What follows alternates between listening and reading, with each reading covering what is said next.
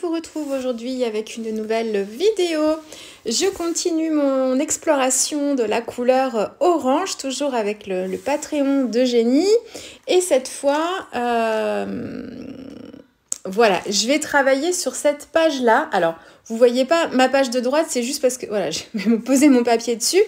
J'avais réalisé, je vous avais fait une vidéo, j'avais réalisé une page façon grid journal dans mon carnet Venezia, donc de Fabriano, et en fait, hors caméra, j'avais fait la page de gauche juste pendant, je sais pas, j'avais peut-être un quart d'heure, 20 minutes devant moi, et j'avais fait juste un fond avec mes acryliques et puis un pinceau pour ne pas laisser la page blanche en fait sur la partie gauche. Mais je savais pas encore très bien ce que j'allais mettre dessus. Je voulais pas trop surcharger parce que la page de droite est quand même pas mal travaillée. Enfin, donc elle était restée un petit peu en suspens. Et en fait, là, j'ai eu l'idée de me faire des tags en fait sur la partie gauche, donc dans un format un petit peu allongé, qui serait un petit peu la réponse en fait à la page de droite où j'étais plus sur des formes, des carrés ou des formes un petit peu moins fines. Et en fait, l'idée, c'était un peu dans le même esprit que la page de droite, encore une fois, c'est de me faire une première étape de fond, ici, d'un seul tenant, et de m'amuser avec la couleur, avec la matière, de créer comme ça, de travailler mon combo couleur, donc de rajouter au fur et à mesure les différentes couleurs de ce combo, qui se rapproche un petit peu de la page de droite, mais qui n'est pas tout à fait pareil. Et de m'amuser, d'explorer, voilà, de vraiment ressentir la matière, en me disant que de toute façon, à la fin, pas à la fin vraiment, vous allez voir, parce que j'y vais en 2 étapes. À un moment, en fait, je vais venir découper cette feuille-là pour m'en faire ensuite c'est le format tag, ça ressemble un petit peu à des marque-pages, hein, enfin un format allongé comme ça. Donc je sais que de toute façon, là encore une fois, le fond ici n'est pas fait pour me plaire dans sa globalité, mais découpé en petits bouts ensuite, je sais que du coup, il prendra tout son sens. Donc je me préoccupe pas trop de la finalité du truc, et je regarde pas ma page en fait globalement, je l'imagine déjà un peu en petits bouts.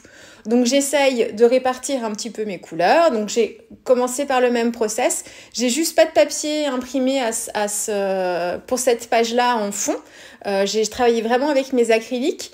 Et par contre, je fais à peu près le même process en termes de choix de couleurs et d'étapes successives dans les choix de couleurs. D'abord, le gesso. J'ai mis un petit peu de crayon aussi, un petit peu de crayon d'Erwan Intense, c'est le grid pen que j'ai dû utiliser.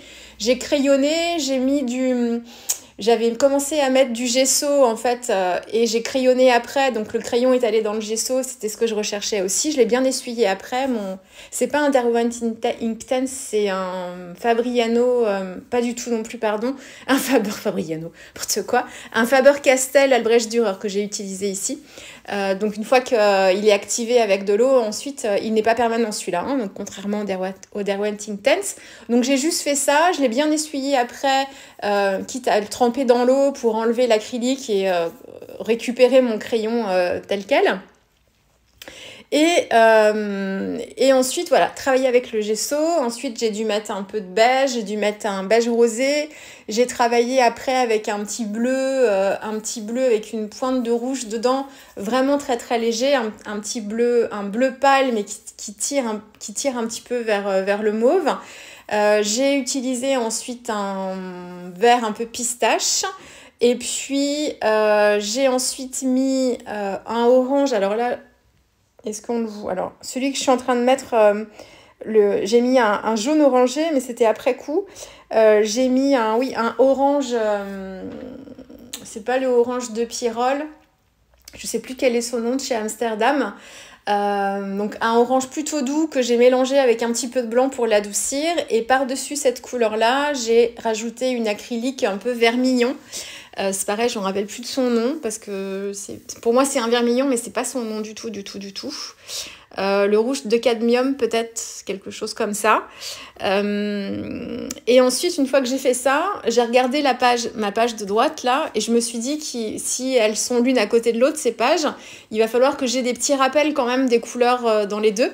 Donc ça manquait d'un orange beaucoup plus jaune. Donc c'est là que j'ai rajouté en fait le jaune orangé, je sais plus son nom non plus, pardon. Là, alors les acryliques, me demandez pas les noms parce que autant il y en a certaines que j'utilise très souvent, je pourrais éventuellement m'en rappeler, mais sinon, je sais même, quand je les achète, je fais pas du tout attention aux noms en plus, donc et j'ai pas forcément fait de nuancier vraiment, donc il faudrait que je m'en fasse un d'ailleurs aussi, ce serait bien. Donc voilà, donc j'ai travaillé surtout la couleur, le fond avec mes différentes couleurs. J'ai fait des marques aussi pour changer un petit peu. J'ai fait des marques rondes sur mon fond tant que l'acrylique était encore humide. Donc là, on utilise n'importe quoi en fait pour faire des marques. Moi, j'ai un petit outil qui a en fait en silicone en fait, qui a des petites dents et qui me permet de faire des marques assez facilement, mais une fourchette, ça suffit, hein. Et vous y arrivez aussi. Donc j'ai fait des formes rondes, et là encore, sans me soucier de ma page dans son intégralité, mais vraiment, en fait, en me disant le combo couleur, quelques formes, et puis ensuite, on verra ce que ça donne. Une fois que j'ai travaillé ce fond, juste dans les couleurs, j'ai découpé mes morceaux de rectangles. Là, j'ai essayé de faire en sorte que je sois bien sur des formes allongées comme ça, et donc il y en a 6 en tout pour bien les répartir et que ce soit harmonieux sur ma page. Donc je sais pas combien ils mesurent. C'est pareil, j'ai pas mesuré, j'ai juste fait à l'œil en fait par rapport à la largeur de mon tag et à sa hauteur pour que ce soit bien adapté à ma page. Et puis une fois qu'ils ont été découpés, j'ai continué le travail en fait sur chacun d'entre eux. Donc, et je le fais un peu à la chaîne, un peu comme ce que je faisais pour le grid journal, c'est-à-dire que ici j'ai utilisé de l'acrylique grid paint, et bien je vais en mettre, donc je prends mon grid paint et j'en mets une touche sur chacun des tags. Ensuite, c'est pareil, les touches de vert, en fait, j'ai regardé mes tags séparément et je me suis rendu compte que sur certains tags, cette touche de vert un peu pistache, elle était moins présente ou presque pas présente, la façon dont j'avais découpé mes tags. Donc j'en ai un petit peu rajouté.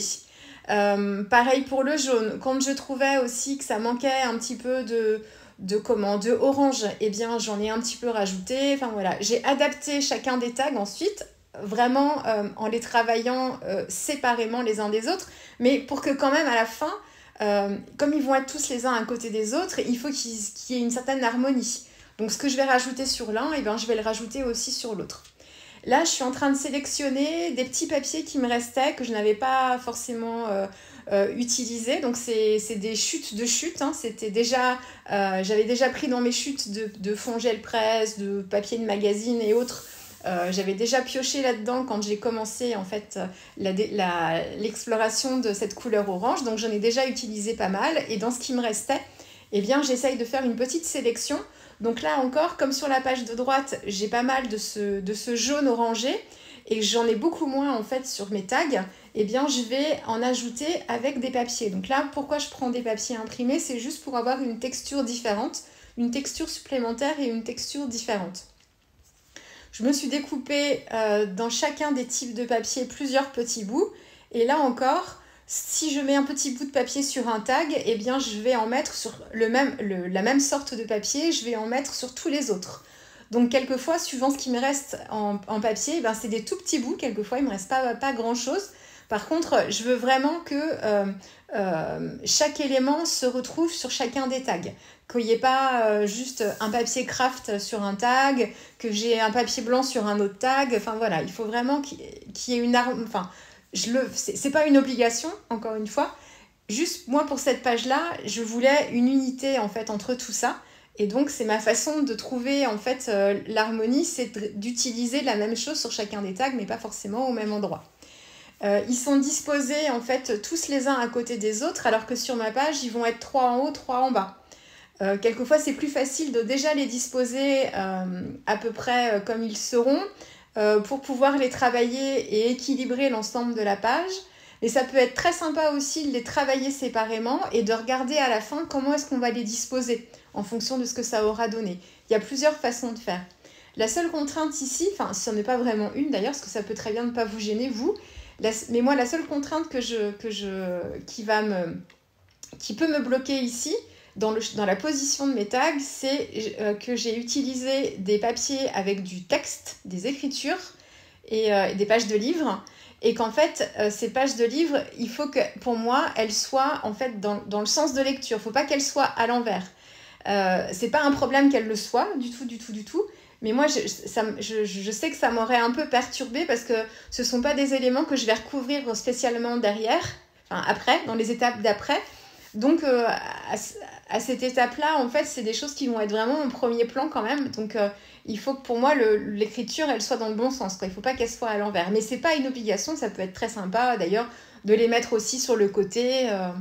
En règle générale, on a plus de mal quand on utilise des pages de livres, c'est soit on les met verticales, soit on les met horizontales, dans le sens de lecture, soit on les met à la verticale, donc on penche à 90 degrés le papier et on est en fait dans l'autre sens, plutôt qu'en diagonale. Ça peut être un peu plus gênant pour l'œil que l'écriture, elle soit... C'est soit on utilise le côté graphique de la ligne en la faisant à l'horizon ou alors à la verticale, mais en diagonale, en fait, avec les lettres, il y a un truc qui peut peut-être marcher moins bien. Mais encore une fois, il suffit de trouver un équilibre autrement, hein, de toute façon. Hein. Mais là encore, si vous voulez des petites astuces, si pour vous c'est moins intuitif ce travail-là, si vous êtes encore un peu dans la réflexion, si les choses sont un petit peu moins naturelles pour vous, et bien voilà, ça peut être une petite idée pour essayer de trouver l'équilibre un petit peu plus facilement. C'est quand vous utilisez des pages de livres ou des pages de magazines avec des écritures, hein, que vous mettiez bien. Le mieux, c'est vraiment de le mettre bien à l'horizontale pour que ce soit, voilà, qu'il n'y ait pas de souci du tout. Mais bien sûr, on fait comme on veut. Là, je vous les montre en temps réel, donc ils ne sont pas totalement terminés, mais quand même bien aboutis. Donc j'ai travaillé avec, j'adore celui-là, j'ai travaillé, il y a un petit côté lune rousse aussi avec l'arrondi en haut.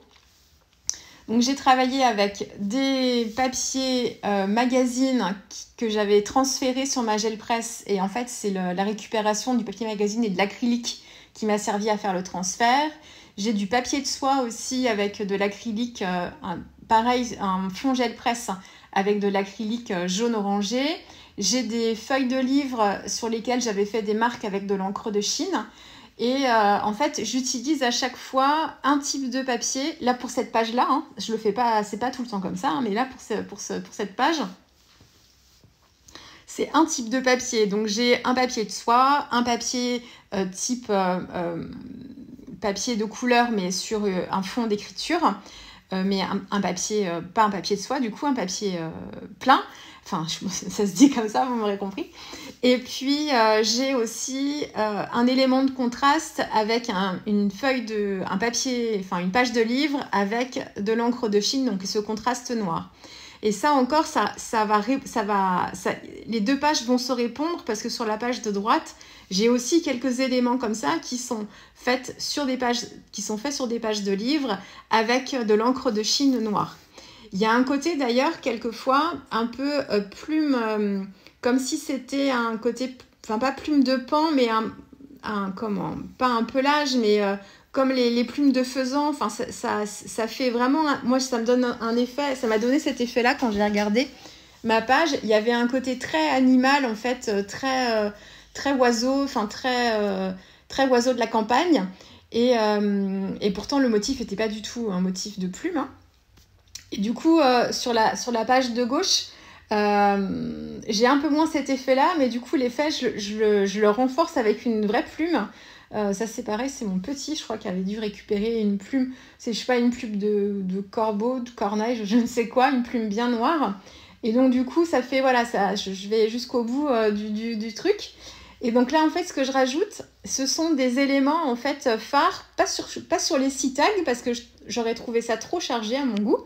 Donc, j'ai une impression, en fait, d'une photo trouvée sur Pinterest avec cette jeune femme rousse qui m'a déjà servi dans une page que j'ai faite un petit peu, page d'inspiration mood board. Vous verrez ça quand je vous montrerai mon carnet. Dans un blabla, je vous montrerai l'exploration du orange, ce que ça donne, et vous verrez les pages, comment je les ai un petit peu travaillées dans leur ensemble.